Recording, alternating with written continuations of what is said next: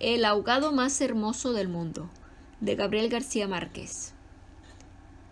Los primeros niños que vieron el promontorio oscuro y sigiloso que se acercaba por el mar, se hicieron la ilusión de que era un barco enemigo.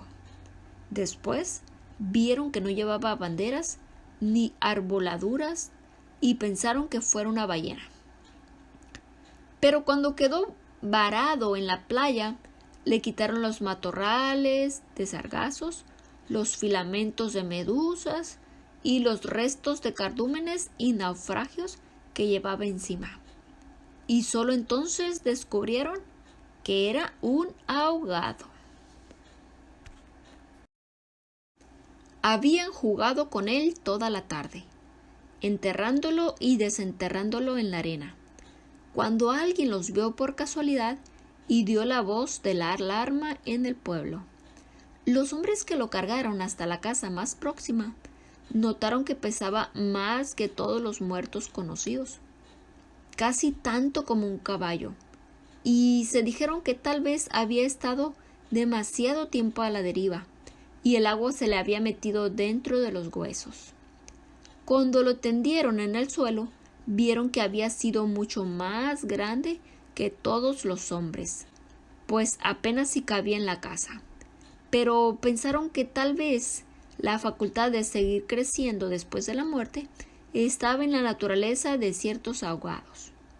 Tenía el olor del mar y solo la forma permitía suponer que era el cadáver de un ser humano, porque de su piel estaba revestida de una coraza de rémora y de lodo.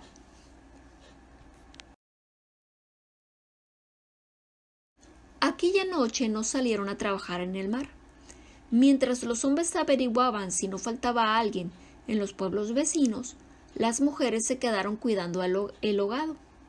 Le quitaron el lodo con tapones de esparto, le desenredaron del cabello los abrojos submarinos y le rasparon las rémoras con fierros de desescamar pescados. A medida que lo hacían, notaron que su vegetación era de océanos remotos y de aguas profundas, y que sus ropas estaban piltrafas, como si hubiera navegado por entre laberintos de corales.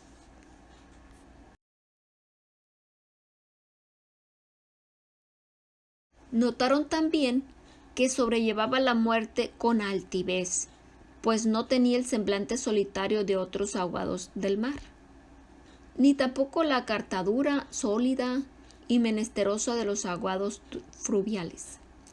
Pero solamente cuando acababan de limpiarlo tuvieron conciencia de la clase de hombre que era, y entonces se quedaron sin aliento. No solo era el más alto, el más fuerte, el más viril y el mejor armado que habían visto jamás, sino que todavía cuando lo estaban viendo no les cabía en la imaginación.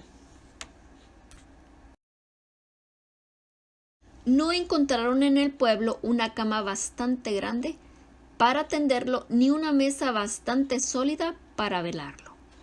No le vinieron los pantalones de fiesta de los hombres más altos, ni las camisas dominicales de los más corpulentos, ni los zapatos del mejor plantado. Fascinadas por su desproporción y su hermosura, las mujeres decidieron entonces hacerle unos pantalones con un buen pedazo de vela, cangreja y una camiseta de bramante de novia para que pudiera continuar su muerte con dignidad. Mientras cosían sentadas en un círculo, contemplando el cadáver entre plantaduras y plantadura, le parecía que el viento no había sido nunca tan tenaz, ni el Caribe había estado nunca tan ansioso como aquella noche, y suponía que en esos cambios tenía algo que ver con el muerto. Pensaba en que si aquel hombre magnífico hubiera vivido en el pueblo, su casa había tenido más puertas y más anchas, el techo más alto y el piso más firme, y el bastidor de su cama había sido de cuadernas maestras con pernos de hierro, y su mujer había sido más feliz. Pensaba que había tenido tanta autoridad que hubiera secado los peces del mar con solo llamarlos por su nombre. Había puesto tanto empeño en el trabajo que hubiera hecho brotar manantiales entre las piedras más áridas y hubiera podido sembrar flores en los acantilados. Lo compararon en secreto con sus propios hombres, pensando que no serían capaces de hacer en toda una vida lo que aquel era capaz de hacer en una noche. Terminaron por repudiarlos en el fondo de sus corazones como los seres más escuálidos y mezquinos de la tierra. Andaban extraviadas por esos dédalos de fantasías, cuando la más vieja de las mujeres, que por ser la más vieja había contemplado el ahogado con menos pasión que compasión, suspiró: «Tiene la cara de llamarse Esteban». Era verdad.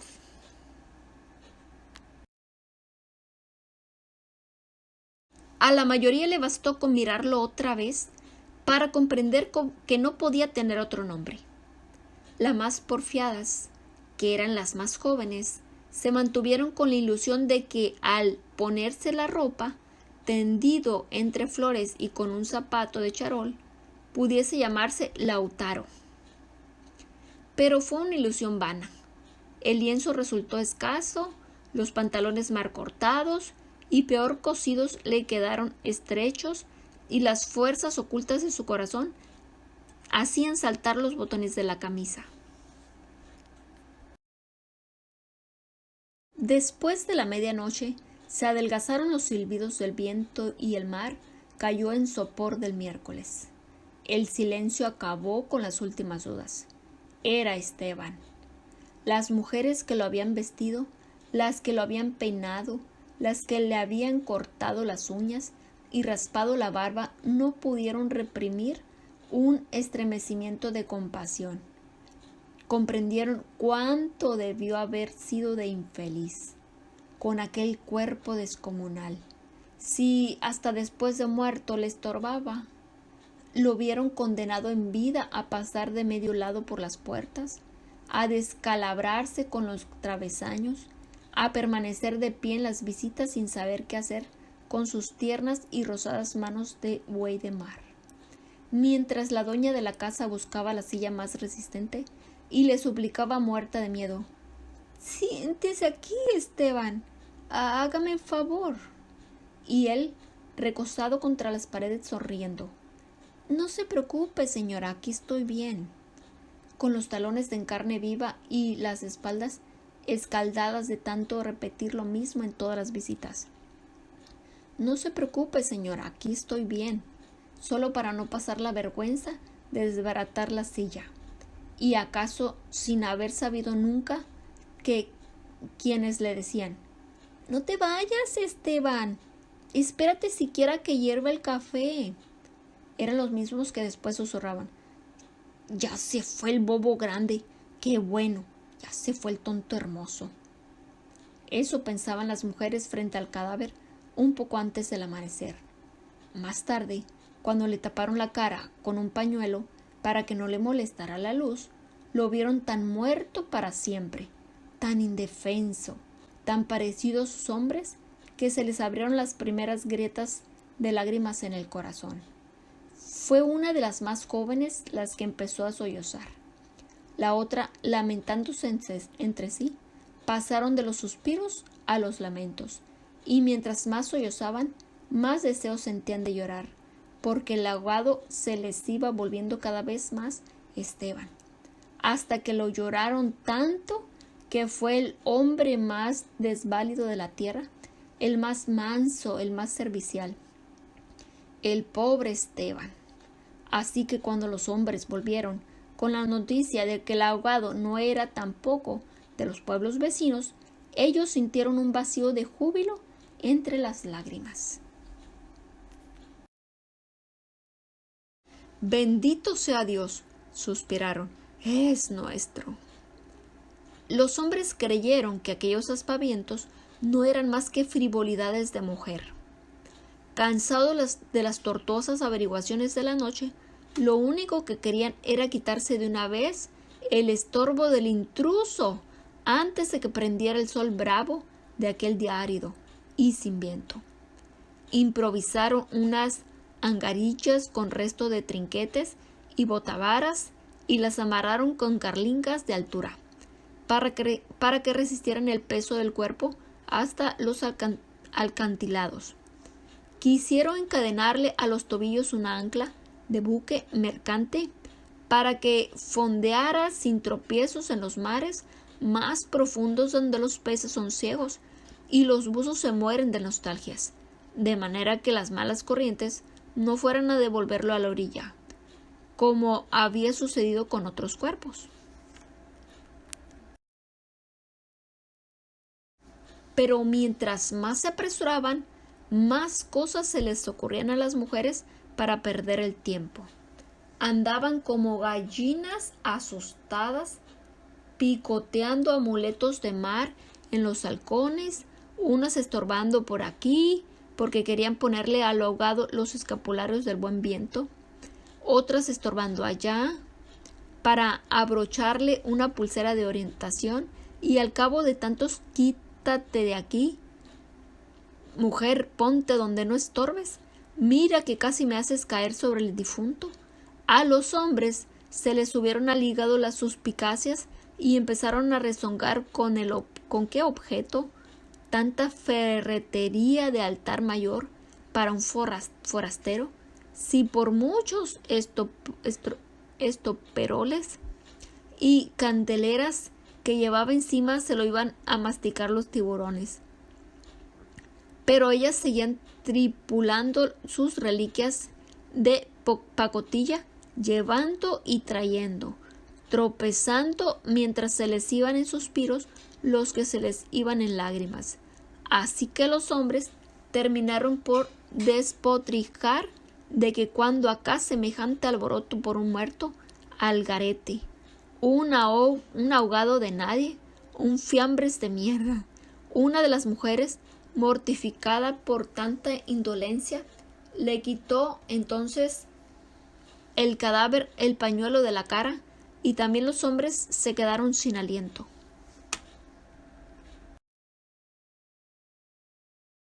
Era Esteban. No hubo que repetirlo para que lo reconocieran.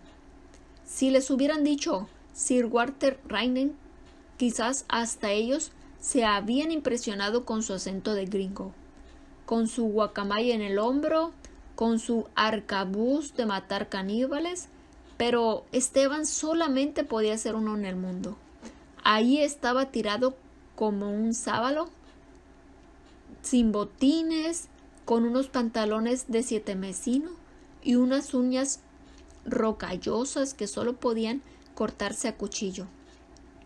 Bastó con que se le quitara el pañuelo de la cara para darse cuenta de que estaban avergonzados, de que no tenía la culpa de ser tan grande, ni tan pesado, ni tan hermoso. Si hubiera sabido que aquello iba a suceder, había buscado un lugar más discreto para ahogarse. ¿En serio? ¿Me hubiera amarrado yo mismo una áncora de galeón en el cuello y hubiera trastabillado como quien no quiere la cosa por los acantilados?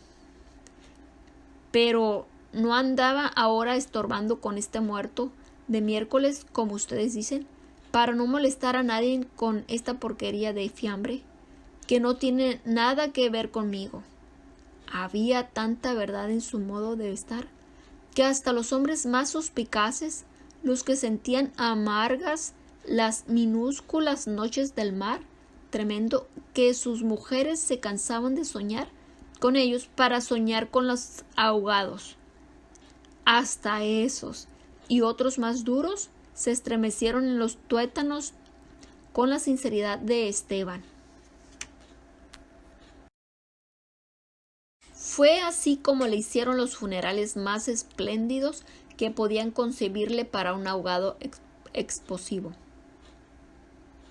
Algunas mujeres que habían ido a buscar flores en los pueblos vecinos regresaron con otras que no creían lo que les contaban, y éstas se fueron por más flores cuando vieron al muerto, y llevaron más y más, hasta que hubo tantas flores y tanta gente que apenas si se podía caminar. A última hora les dolió devolverlo huérfano a las aguas, y le dieron un padre y una madre entre los mejores, y otros se les hicieron hermanos, tíos y primos. Así que a través de él, todos los habitantes del pueblo terminaron por ser parientes entre sí. Algunos marineros que oyeron el llanto a distancia perdieron la certeza del rumbo, y se supo de uno que se hizo amarrar al palo mayor, recordando antiguas fábulas de sirena. Mientras se disputaban el privilegio de llevarlo en hombros por la pendiente escarpada de los acantilados, hombres y mujeres tuvieron conciencia por primera vez de la desolación de sus calles, la aridez de sus patios, la estrechez de sus sueños, frente al esplendor y la hermosura de su ahogado. Lo soportaron sin anclas para que se volviera siquiera, y cuando lo quisiera, y todos retuvieron el aliento durante la fracción del siglo que demoró la caída del cuerpo hasta el abismo. No tuvieron la necesidad de mirarse los unos a los otros para darse cuenta de que ya no estaban completos, ni volverían a estarlo jamás. Pero también sabían que todo sería diferente desde entonces, que sus casas iban a tener las puertas más anchas, los techos más altos, los pisos más firmes, para que el recuerdo de Esteban pudiera andar por todas partes, sin tropezar con los travesaños, y que nadie se atreviera a susurrar en el futuro: ya murió el bobo gigante, qué lástima, ya murió el tonto hermoso. Porque ellos iban a pintar las fachadas de colores alegres para eternizar la memoria de Esteban, y se iban a romper el espinazo, excavando manantiales en las piedras y sembrando flores en los acantilados, para que en los amaneceres de los años venturosos los pasajeros de los grandes barcos despertaran sofocados por un olor de jardines en alta mar, y el capitán tuviera que bajar de su alcázar con su uniforme de gala, con su astrolabio, su estrella polar y su ristra de medallas de guerra, y señalando el promontorio de rosas en el horizonte del Caribe, dijera en 14 idiomas: miren allá, donde el viento es ahora tan manso que se queda a dormir, bajo las camas, allá donde el sol brilla tanto que no sabe hacia dónde miran los girasoles. Sí, allá es el pueblo de Esteban.